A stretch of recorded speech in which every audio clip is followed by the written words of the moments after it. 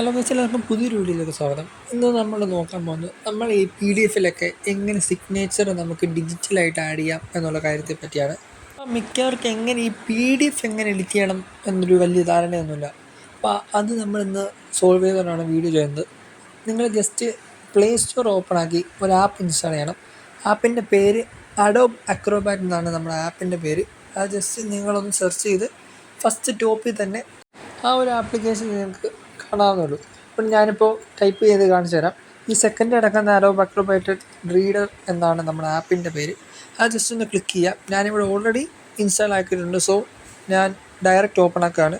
നിങ്ങൾ ഇൻസ്റ്റാൾ ആക്കി ജസ്റ്റ് ഒന്ന് ഓപ്പൺ ആക്കുമ്പോൾ നമുക്ക് ഒരു ഇൻ്റർഫേസ് തെളിഞ്ഞു വരും. എന്തായാലും ഡയറക്റ്റ് ഓപ്പൺ ആക്കുമ്പോൾ നമുക്ക് ഇങ്ങനെ ഒരു ഇൻ്റർഫേസിലായിരിക്കും തെളിഞ്ഞു വരുന്നത്. അപ്പോൾ നിങ്ങൾ മെയിൽ അഡ്രസ്സ് വെച്ച് സൈൻ ചെയ്യുമ്പോൾ ഇവിടെ താഴെ കണ്ടിന്യൂ എന്നൊരു ഓപ്ഷൻ കാണിക്കുക. ജസ്റ്റ് ഒന്ന് ക്ലിക്ക് ചെയ്യുക. കണ്ടിന്യൂ ക്ലിക്ക് ചെയ്ത് നിങ്ങൾ പോകുന്നത് വേറൊരു പേജിലോട്ടായിരിക്കും.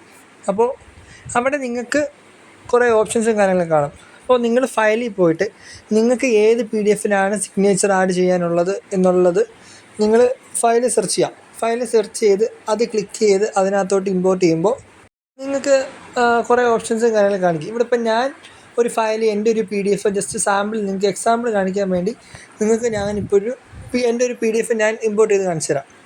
ഓക്കെ, അപ്പോൾ ഞാൻ അതിൻ്റെ രീതി സ്റ്റെപ്പ് ബൈ സ്റ്റെപ്പായിട്ട് നിങ്ങൾക്ക് കാണത്തക്ക രീതിയിൽ തന്നെ വീഡിയോ ചെയ്താണ് ഇടുന്നത്.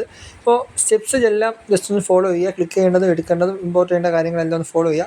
അവിടെ നിങ്ങൾക്ക് ഈ സൈൻ ഇയർ ഇവിടെ നിങ്ങൾക്ക് അവിടെ നിങ്ങളുടെ ഒരു സിഗ്നേച്ചർ ഒരു പേപ്പറിനകത്ത് എഴുതി ജസ്റ്റ് അത് ഫോട്ടോ എടുത്ത് നിങ്ങൾ ഫോണിൽ ആദ്യം സ്റ്റോർ ചെയ്ത് വെച്ചേക്കാം.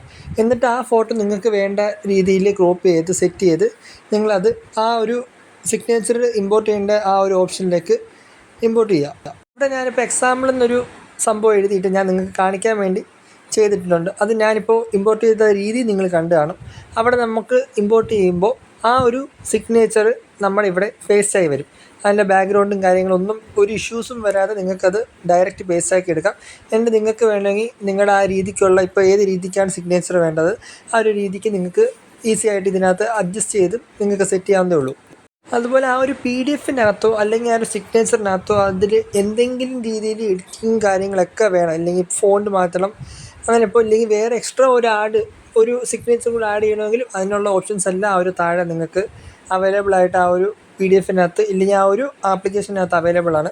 നിങ്ങളൊരു ഫോട്ടോ സ്റ്റോർ ചെയ്ത് വെച്ചിട്ടില്ലെങ്കിലും നിങ്ങൾക്ക് ഈ ഒരു ആപ്പ് വഴി നിങ്ങൾക്ക് ഫോട്ടോ ഇപ്പോൾ സിഗ്നേച്ചർ ഇട്ട ഫോട്ടോ എടുത്ത് ഈ രീതിക്കുള്ള പരിപാടിയൊക്കെ ചെയ്ത് നിങ്ങൾക്ക് ക്രോപ്പ് ചെയ്ത് സെറ്റ് ചെയ്ത് നിങ്ങൾക്ക് വേണ്ട എവിടെയാണോ അവിടെ നിങ്ങൾക്ക് ഈസി ആയിട്ട് ഈ ആപ്പ് വെച്ച് തന്നെ നിങ്ങൾക്ക് ഇമേജ് സെലക്ട് ചെയ്ത് നിങ്ങൾക്ക് കോപ്പി പേസ്റ്റ് ചെയ്യാവുന്നേ ഉള്ളൂ. എന്നിട്ട് നിങ്ങൾക്ക് ടോപ്പ് കോർണറിൽ ഡൺ എന്നൊരു ബട്ടൺ കാണും. അവിടെ ജസ്റ്റ് ക്ലിക്ക് ചെയ്ത് നിങ്ങൾക്ക് സേവ് ചെയ്യാം.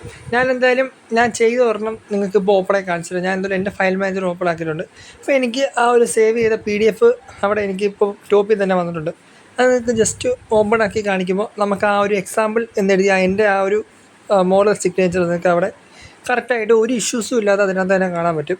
അപ്പോൾ വീഡിയോ യൂസ്ഫുൾ ആയെന്ന് വിചാരിക്കുന്നത്. ഞാൻ ഒരു വീഡിയോ അതിൻ്റെ പേയാണ്. ഇതുപോലെ ഇൻഫോർമേറ്റീവ് വീഡിയോസിന് വേണ്ടി ചാനൽ സബ്സ്ക്രൈബ് ചെയ്യുക. പുതിയൊരു വീഡിയോ കാണുന്നവരെ ബൈ ഗൈസ്.